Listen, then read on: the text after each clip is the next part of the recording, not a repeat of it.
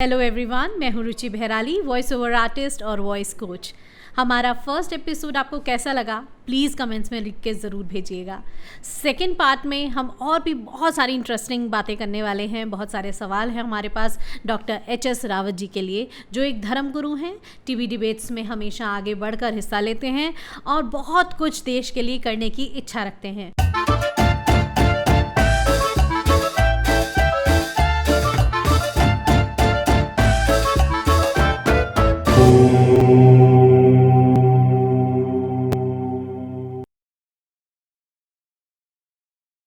बहुत बहुत स्वागत डॉक्टर साहब आप। नमस्कार रुचि जी और सभी मित्रों को बहुत बहुत नमस्कार। दोस्तों, हम बात कर रहे थे शनि की कि किस तरह से शनि 12 राशियों में अपना अलग अलग असर छोड़ेगा।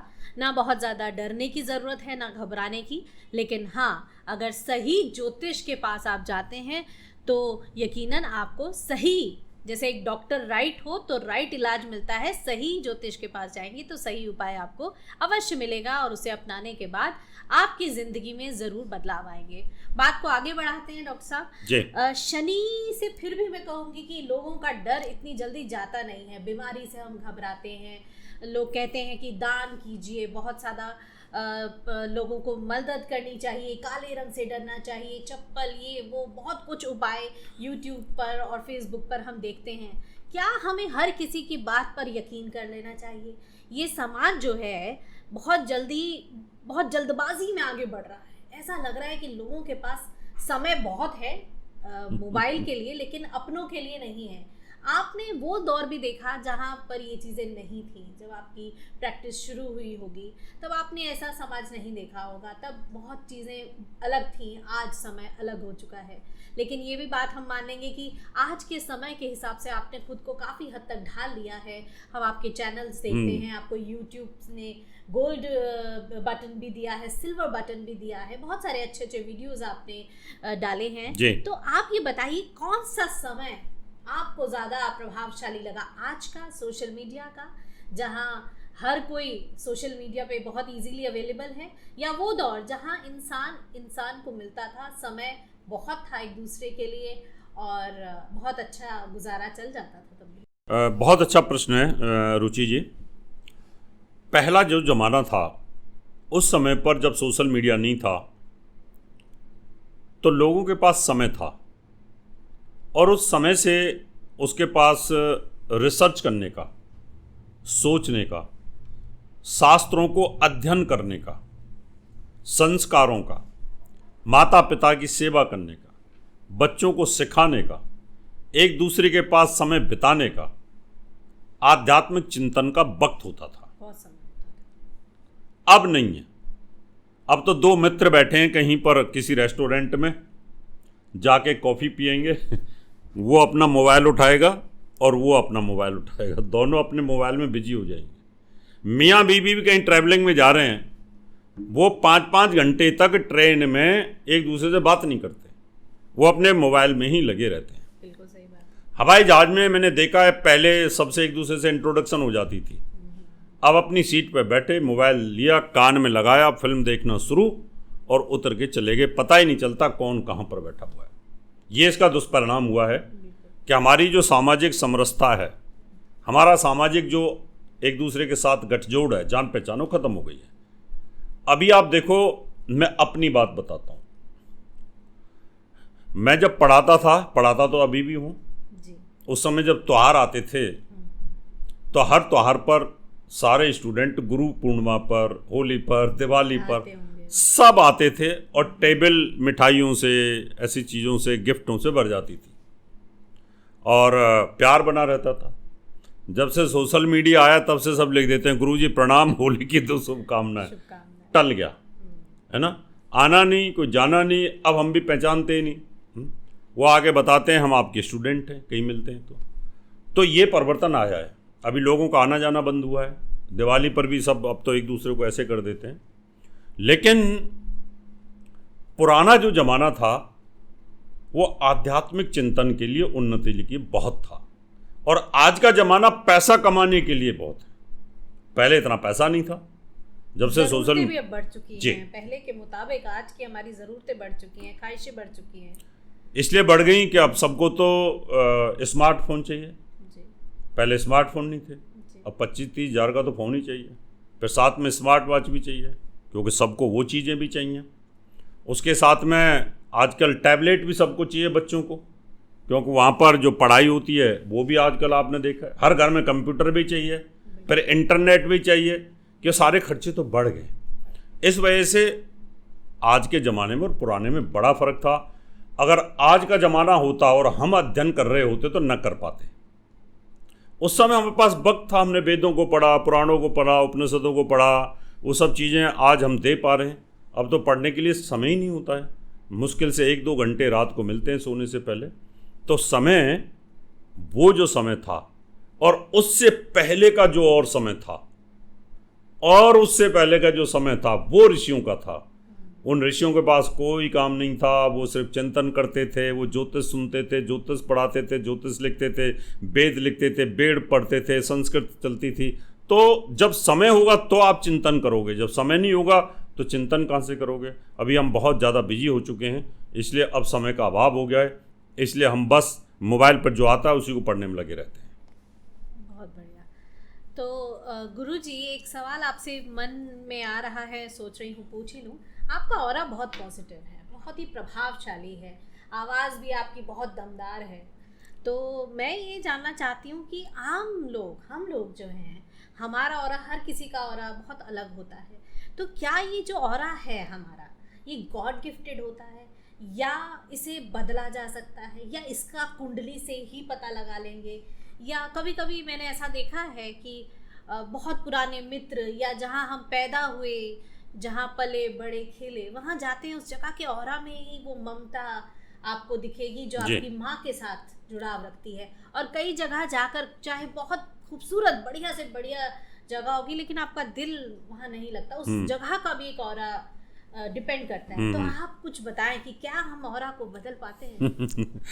रुचि जी, बहुत बड़ा मार्मिक प्रश्न है। वैसे तो आध्यात्मिक चिंतन का विषय है, ज्ञान का विषय है, बताऊंगा पूरा डिटेल, लेकिन पूरा सुन लेना, क्योंकि सुनने की क्षमता तो लोगों में चाहिए।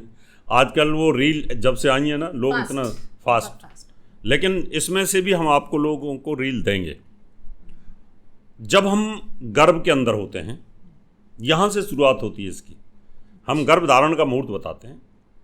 गर्भ के समय पर, धारण के समय पर, अगर अंतरिक्ष में अच्छे ग्रह हैं, बड़े पॉजिटिव ग्रह हैं, उनकी किरणें अच्छी आ रही हैं, उस समय गर्भ धारण कर लिया, 9 महीने बच्चा पेट में रहा, अच्छे ग्रहों की किरणें वहाँ पर आईं, बच्चा 9 महीने के 9 दिन के बाद बाहर आया, उस समय भी ग्रहों की किरणें बड़ी अच्छी थी अंतरिक्ष में।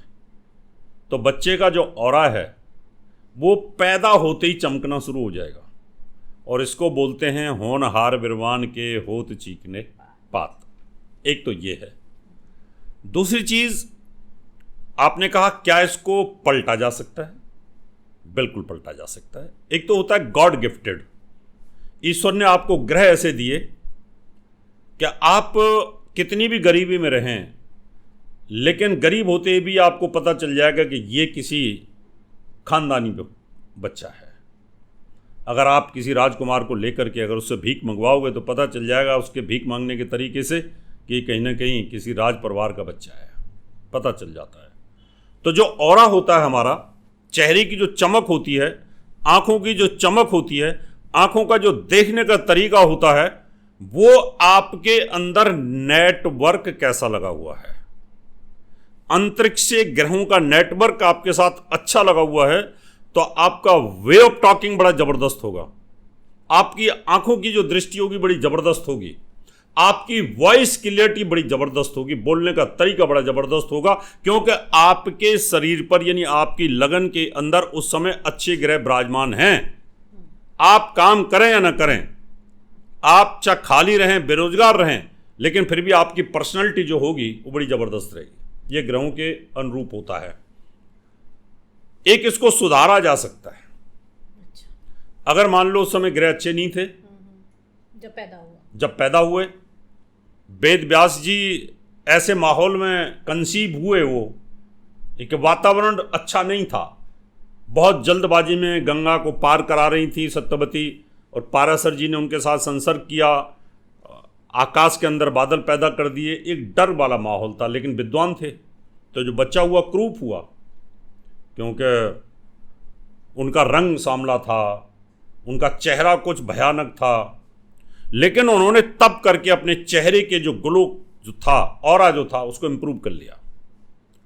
आप अगर आपको लगता है कि मेरे चेहरे में, ऑरा में अच्छी इम्प्रूवमेंट नहीं है, तो आप उसको बढ़ा सकते हो। जैसे कि एक टायर के अंदर ट्यूब होती है, उसमें कम हवा रहेगी तो पतली पतली सी पिलपिली सी रहेगी, उसमें थोड़ी और हवा भरेंगे और अच्छी हो जाएगी, और ज़्यादा हवा भरोगे तो काफ़ी वजन सह सकती है। हमारा शरीर जस्ट लाइक ए ट्यूब है एक, इसके अंदर प्राण शक्ति को अगर आप बढ़ाएं, आप ध्यान के साथ में, और अपनी एनर्जी को अगर आप अपने फेस के ऊपर, आंख, नाक, कान, वॉइस, इन ज्ञानेंद्रियों के ऊपर अगर आप लगा देते हो, तो आपकी ज्ञानेंद्री उस ऑरा को एक्सेप्ट कर लेती है। मान लो मुझे लगता है कि मुझे अपनी जो भाषा है, अपनी वे ऑफ टॉकिंग की डिलीवरी है, उसको और इम्प्रूव करना है, तो मैं अपनी पॉजिटिव एनर्जी को स्टोर करके मैं अपनी वाणी को सिद्ध करूं, वॉक सिद्धि जिसको बोलते हैं। मैंने अपने कानों की सुनने की क्षमता को बढ़ाना है, मुझे अपनी मेमोरी को बढ़ाना है, मुझे अपने चेहरे की चमक को बढ़ाना है, मेरी आंखों की दिव्य दृष्टि को बढ़ाना है। तो जब आप ध्यान में जाते हो और जब तपस्या करते हो, आप योग में बैठते हो, तो उस एनर्जी को आप यहाँ पे ला सकते हो। और धीरे धीरे जितना आप मंत्र जाप करोगे, आप प्रैक्टिस करोगे, अभ्यास करोगे, उतनी ही आपके चारों तरफ जो ऑरा होती है, एक रिंग होती है जिसको ओजोन परत बोलते हैं, वो बढ़ती चली जाएगी, बढ़ती चली जाएगी, बढ़ती चली जाएगी। जैसे हवा बढ़ते हैं बढ़ती चली जाती है, ट्यूब का साइज बढ़ जाता है, ऐसे हमारे शरीर का साइज बढ़ता चला जाता है, बढ़ता चला जाता है, बढ़ता चला जाता है, और आपके चेहरे के अंदर एक शाइनिंग आनी शुरू हो जाती है। अगर आप ध्यान की विधि के माध्यम से करते हो, तो आपके चेहरे को देख के पता चलेगा कि ये कोई योगी है, कोई तपस्वी है, कोई ध्यानी है, कोई ब्रह्मचारी है। आप बुरे बुरे में कर्म करोगे, आप वैश्यावृत्ति में लीन रहोगे, आप दुर्व्यवहार करोगे, झूठ बोलोगे, तो पता चल जाएगा ये व्यक्ति झूठा है। सुबह से शाम तक जो दलाली का काम करते हैं, झूठ बोलते हैं, उनकी बात करने के तरीके से, उनके पलक झपकने के तरीके से, बोलने के तरीके से पता चल जाता है कि ये व्यक्ति दलाली करता है, ये झूठ बोलता है। जो प्रवचन करेगा, उसके प्रवचन करने के तरीके से पता चल जाएगा ये झूठ बोल रहा है कि सच बोल रहा है। तो जब आप सुबह से शाम तक झूठ बोलोगे, चुगली करोगे, ईर्ष्या करोगे, तो उसी प्रकार की ऑरा आपकी बढ़नी शुरू होती है। तो ज्ञान की ऑरा को अगर आप बढ़ाना चाहते हो, तो आपको ध्यान करना पड़ेगा, केंद्रित करना पड़ेगा, और साथ में आप अपनी ऑरा को एक्सटेंड कर सकते हो, बढ़ा सकते हो, बढ़ा सकते हो, एक्सटेंशन इसको दे सकते हो, तो फिर आपके चेहरे में वो चीज़ें आ जाएंगी। अभी सम्मेलन था, जब सम्मेलन में मेरे से पूछा कि आप इतनी एनर्जी कहाँ से लाते हो, इतनी मेहनत कैसे करते हो आप? कभी इधर होते हो, कभी बम्बई में, कभी बाहर, कभी विदेश में, हर दूसरे तीसरे दिन ट्रैवलिंग होती है, फिर आप बोलते हो, फिर अवार्ड भी देते हो, कैसे करते हो ये सब चीज़? तो आप एनर्जी को स्टोर कर सकते हो अंतरिक्ष से।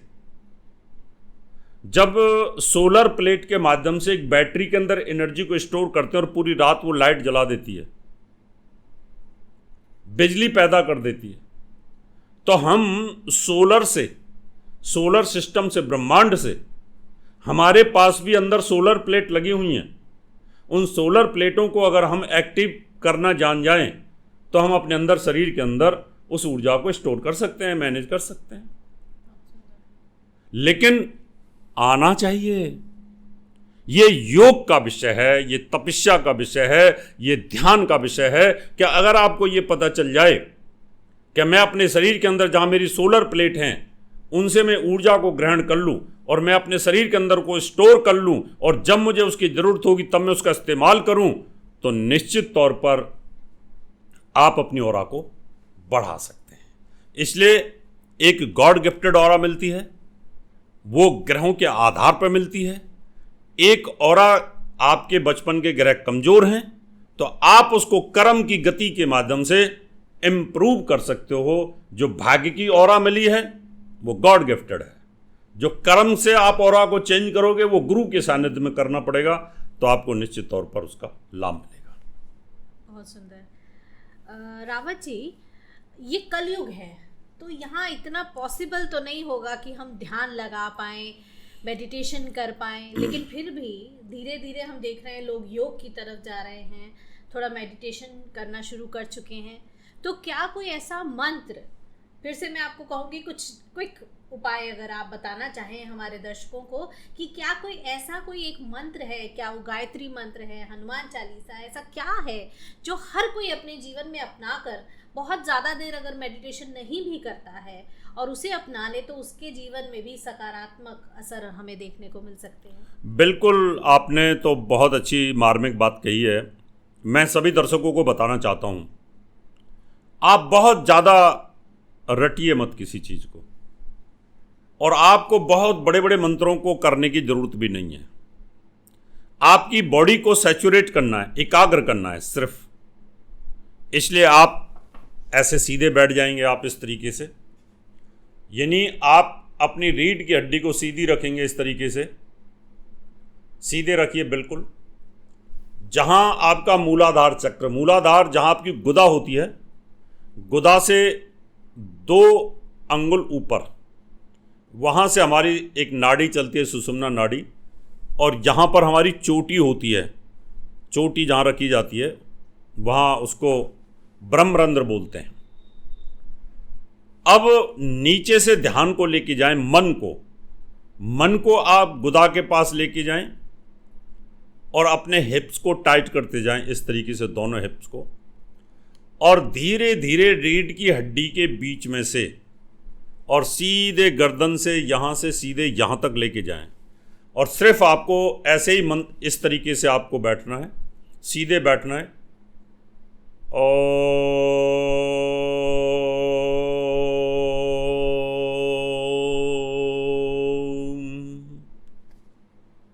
अगर आप ये पॉडकास्ट देख रहे हैं,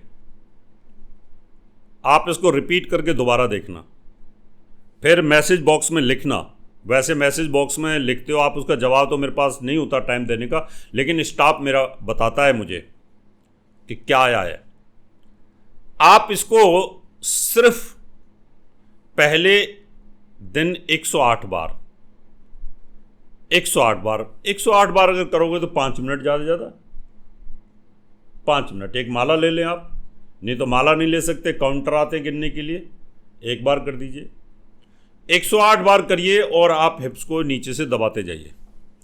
सिर्फ 5 मिनट करने के बाद पहले दिन खाली पेट सुबह नहा धो करके आप करिए, और फिर आप मुझे लिखिएगा क्या आपके बॉडी के अंदर क्या रिएक्शन हुए, आपकी बॉडी में क्या रिएक्शन।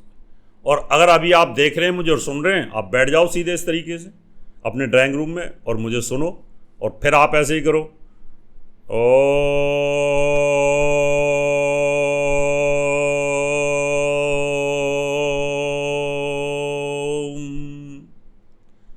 आपको ऐसे लगेगा कोई चीज़ ऊपर को चढ़ रही है, ऊपर चढ़ती जाएगी, आपके शरीर में कुछ एक्टिविटीज होंगी, और आपको कभी हंसी भी आएगी, कभी गुदगुदी सी भी होएगी, कभी कुछ होगा, मंत्र चलता रहेगा। आप सिर्फ अगर इस अभ्यास को करेंगे तो आप देखना कि आपकी मेमोरी, आपके हेल्थ इश्यूज, आपका वे ऑफ टॉकिंग, आपका बोलने का तरीका, आपकी ऑरा, आपके नेत्र, आपका देखने का तरीका, आपके बॉडी में ठहराव, तसल्ली से बात करने का तरीका आपके पास आ जाएगा। आप करके देखना, सिर्फ ओम ही करते रहो आप। और बाकी जब दोबारा कभी मैं पॉडकास्ट में आपको बताऊंगा तो इसी का अगला स्टेप बताऊंगा। आप एक महीने अभ्यास कर लो इसको। 1 महीने के अभ्यास करने के बाद आप देखना अपने चेहरे को, दर्पण आपको खुद बताएगा कि कितना चेंज आ गया है। क्योंकि ये जो पॉडकास्ट आप देखते हो ना रुचि के साथ में, ये पूरा साइंटिफिक है। जैसे कि शुरू से मैं साइंटिफिक लेक्चर देता रहा हूँ, पढ़ाता रहा हूँ, और ऐसे ही योग और साधना के आपको साइंटिफिक जानकारी में देता रहूँगा। बहुत बहुत बहुत अच्छा लग रहा है। रामा जी ने एक बहुत सटीक तरीका बताया है दोस्तों, उसे अपनाएं अपने जीवन में और अपनी चेहरे के ग्लो को बढ़ाएं। किसी मास्क, किसी पैक को लगाने की ज़रूरत नहीं है। जब कहते हैं ना मन चंगा तो बहुत बड़ी बात है। तो अपने अंदर से अपने आप को प्योरीफाई करने की बहुत ज़रूरत है, अपने ऑरा को पॉजिटिव रखने की बहुत ज़रूरत है। पॉडकास्ट देखते हुए आपके मन में बहुत सारे सवाल उठ रहे होंगे दोस्तों, तो बिना झिझके आप कमेंट बॉक्स में जाइए और अपने सवाल हमें लिख भेजिए। हम नेक्स्ट इंटरव्यू में उन सवालों को ज़रूर पढ़ेंगे और आपको उनके जवाब भी ज़रूर देंगे। डॉक्टर साहब, अगला सवाल थोड़ा अब हटकर ज्योतिष से। जी। आपका बहुत ही प्रभावशाली व्यक्तित्व है, हम सब इस बात को जान चुके हैं, लेकिन आपका भी कोई आइडल रहा होगा, आप भी किसी से प्रभावित रहे होंगे। क्या आप मूवीज देखते हैं, या कोई एक्टर हैं, या कोई फिल्म स्टार है, या कोई मतलब आप किस ऐसे व्यक्ति के बारे में कहना चाहेंगे जिन्हें देखकर आपको इतना प्रभाव मिलता है कि नहीं, आपको भी उनकी तरह कुछ करना है? मैं इसके लिए फिल्म मेरा कभी आइडल नहीं रही है, और मैं सभी मित्रों को, दर्शकों को बताना चाहता हूँ, मैं कभी फिल्म हॉल में आज तक गया नहीं। मैंने कभी फिल्म नहीं देखी और किसी हॉल में भी नहीं गया, और पिक्चर हॉलों में भी अगर मैं गया हूँ तो उनमें वास्तु विजिट के लिए गया हूँ, तब मुझे पता चला कि ये हॉल किस तरह से अंदर से बने होते हैं। मैंने कहा था ना, मैंने कभी आज तक फिल्म नहीं देखी, कभी नहीं देखी, और कभी पहले रेस्टोरेंटों में भी कभी नहीं गए, ज़रूरत ही नहीं पड़ी। ध्यान और आध्यात्म का विषय मामला रहा है, इसलिए फिल्म में मेरा कोई आइडल नहीं है। गेम्स में खुद खेलता था, उसमें भी कोई मेरा आइडल नहीं है। जब मैं पढ़ता था उस समय मेरे 2 आइडल बने, एक चंद्रमा और एक स्टोरी हमारे टीचर ने सुनाई थी, उसमें विवेकानंद जी का नाम आता है। कि विवेकानंद जी से मैं परिचित तो था नहीं, उस समय ये 8वीं क्लास की बात रही है। चंद्रमा मुझे परेशान इसलिए करता था कि ये कम बढ़ती क्यों होता है, कभी छोटा, कभी बड़ा, कभी ज़्यादा, कभी फुल, कभी आधा, कभी होता ही नहीं है। वो जानने की इच्छा रही, जानने की इच्छा थी। एक तो मुझे ये था कि मुझे इसको जानना है, एस्ट्रोनॉमी को जानना है। इसी बेस पे मैंने फिर साइंस ली, कि साइंस में पता चला कि साइंस में ये सब चीज़ें पता चलती हैं।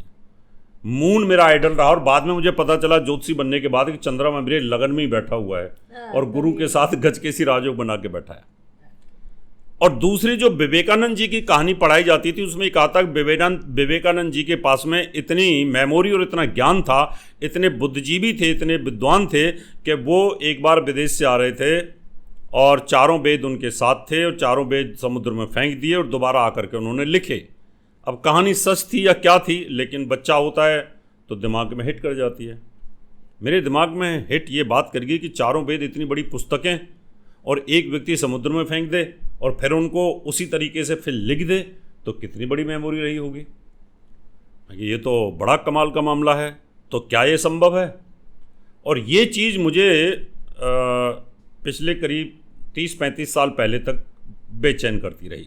जब तक मैं ज्योतिषी नहीं बना, जब तक मैं बेचैन रहा, आध्यात्मिक चिंतन में मैं डूबा, समाधि मैंने सीखी, ध्यान मैंने सीखा, ज्योतिष जब सीखी, तो मुझे पता चला कि पॉसिबल है कि व्यक्ति ऐसे कर सकता है। और फिर मैं उसी आइडल पे चलता रहा। ज्योतिष की किताब तो बहुत छोटी है, बहुत बड़ी तो नहीं है, लेकिन मैंने 250 घंटे स्पीच, कोई रिपीटेड नहीं, अभी तक सम्मेलनों में दी है। और 250 घंटे की अगर स्पीच हो तो मुझे लगता है 4 वेदों से भी ज़्यादा और 8-10 वेद बन जाएंगे। टोटल वेदों के मंत्र 16,000 है। 16,000 मंत्रों को बोलने में कितना समय लगेगा? 24 घंटे में रामायण पूरी हो जाती है। एक रामायण के बराबर एक वेद मान के चलो, तो 48 घंटे और 96 घंटे, 100 घंटे में 4 वेदों को कोई अगर रेगुलर पढ़ेगा तो शास्त्री पढ़ सकता है 100 घंटे में। लेकिन मैंने 250 घंटे बोला अभी तक। अभी जो जिसमें आपने एंकरिंग करी थी वो 351वां था सम्मेलन, और उससे जो मैंने टाइम कंज्यूम किया वो, तो मुझे लगा कि मैं बोल सकता हूँ। और मैंने जब उस आइडल पे काम किया तो वो मुझे लगा कि हमारी जो ब्रेन में हार्ड डिस्क है उसको हम बहुत बड़ा कर सकते हैं। ऑप्शंस दिया है, जैसे कंप्यूटर में 16 GB, 18 GB, 200 GB, 500 GB बढ़ा सकते हैं, 1 TB तक। ऐसे हमारे ब्रेन में भी बहुत बड़ी हार्ड डिस्क है, आप उसको बढ़ा सकते हो। वो ध्यान से बढ़ेगी, वो मेडिटेशन से बढ़ेगी। और मैंने बढ़ाई और वो मैंने करके दिखाया। और जब मैं टीवी के ऊपर बहस कर रहा था, जाकिर नाइक एक मुसलमान धर्मगुरु थे जो कन्वर्ट कराते थे, अभी वो फरार हैं, भागे हुए हैं।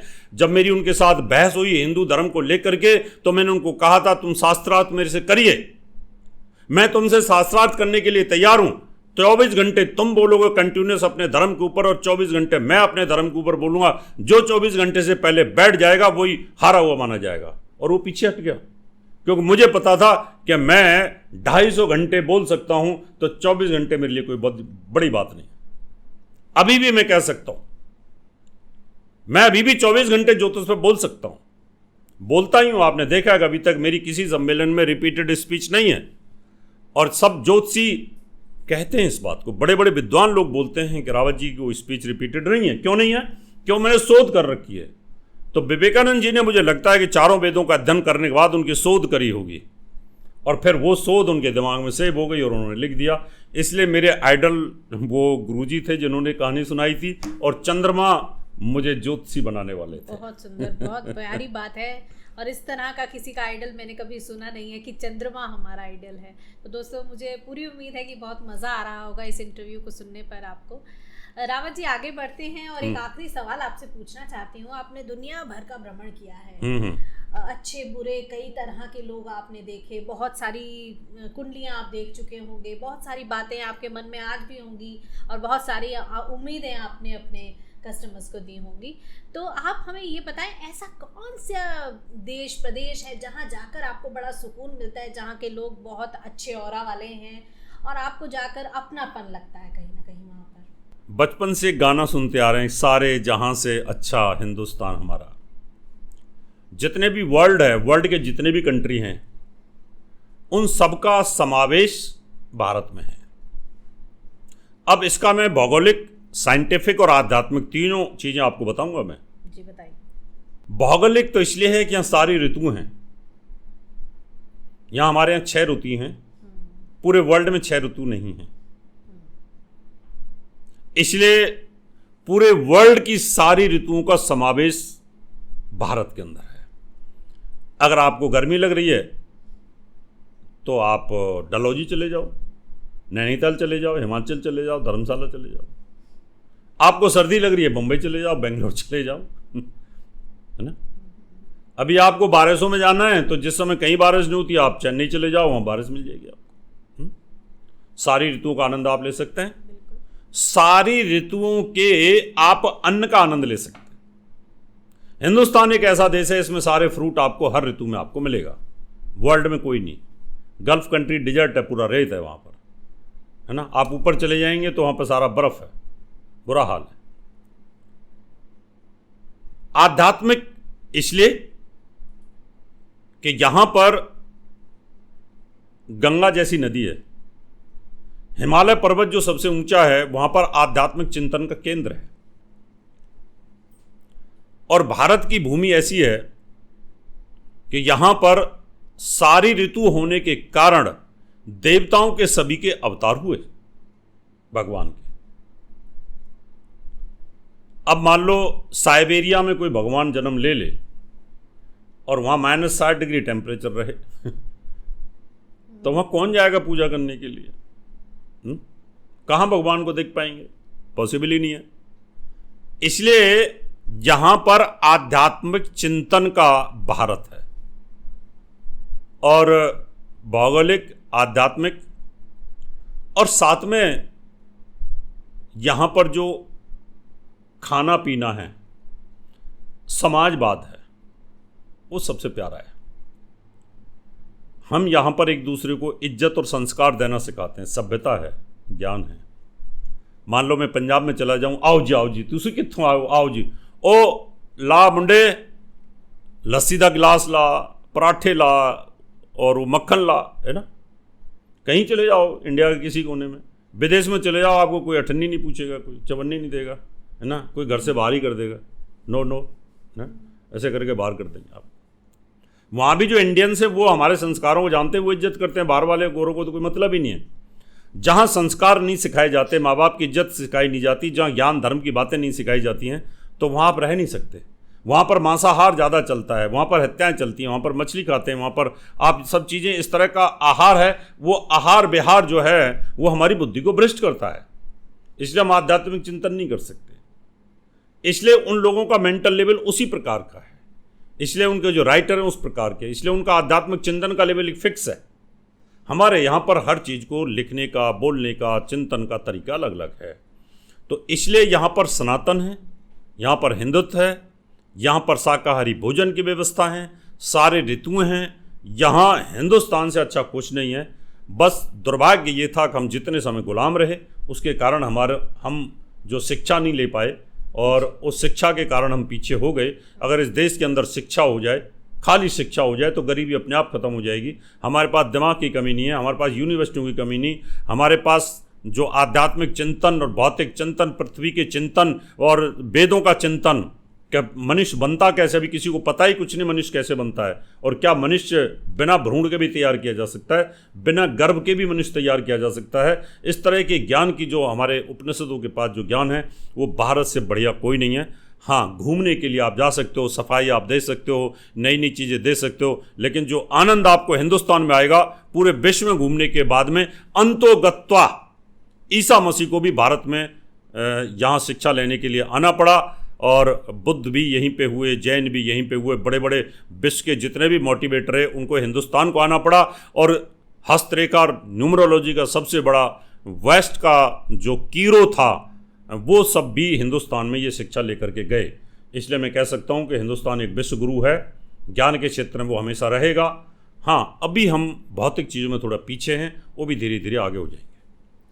सारे जहाँ से अच्छा हिंदुस्तान हमारा, हम बुलबुले हैं इसके, ये गुलसितां हमारा। आज हमारे साथ थे धर्म गुरु डॉक्टर एच.एस. रावत जी। बहुत बेबाकी के साथ और बहुत ही खूबसूरती के साथ उन्होंने अपनी बात को कहा। तो दोस्तों, आप भी देखिए, सोचिए ज़रा, कौन सी जगह आपको बहुत पसंद है, आपका आइडल कौन है, इस इंटरव्यू से आप क्या सीख सकते हैं, और ऐसी कौन सी बात है गुरु जी की जो आप अपने साथ रखेंगे याद, और उसे अपनाएंगे अपनी ज़िंदगी में, अपने ऑरा को भी बदलेंगे, अपनी विचारों को भी बदलेंगे, और अपने देश को करेंगे बहुत सारा प्यार।